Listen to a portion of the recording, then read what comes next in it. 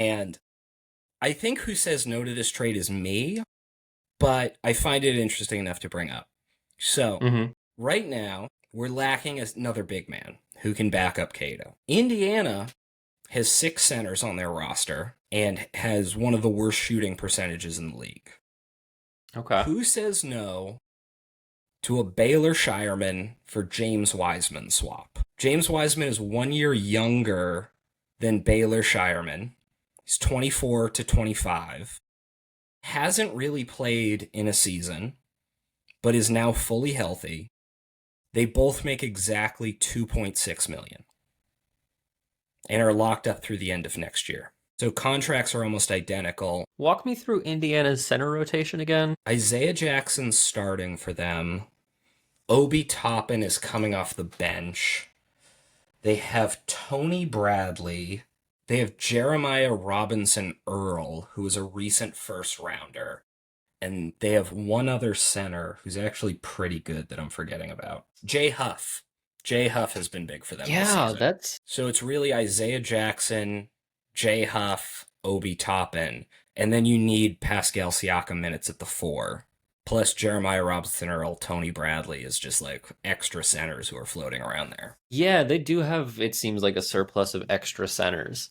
I do think, explain to me your rationale for why you say no to this trade, because it is an interesting one that I never would have considered. And Baylor Scheierman is not doing a ton to help his value right now, but also James Wiseman has not done a ton to help his value since he was drafted. Yeah, I think Baylor Scheierman can play. Baylor Scheierman can get on the court is a big part of it. He has NBA level skills. He's an NBA level shooter. He has some NBA level size for the wing. And having been through this with Aaron Nesmith before and seeing a guy who can really shoot the ball and you see flashes from, like in the Houston game, I don't entirely want to let that guy walk out the door for a guy who I don't know, is he going to play 20 games for us? It's pretty much letting a first round pick walk out the door who we think can still be successful, and in return getting a pretty big question mark back. Yeah, I think the argument is the question mark is at a position of need and provides some things that we're lacking. I think you can very easily make the argument that we're also lacking shooting right now. But two of our best shooters have been in pretty extended slumps. I mean, extended, it's been 8 games. But um, yeah, I think it is interesting.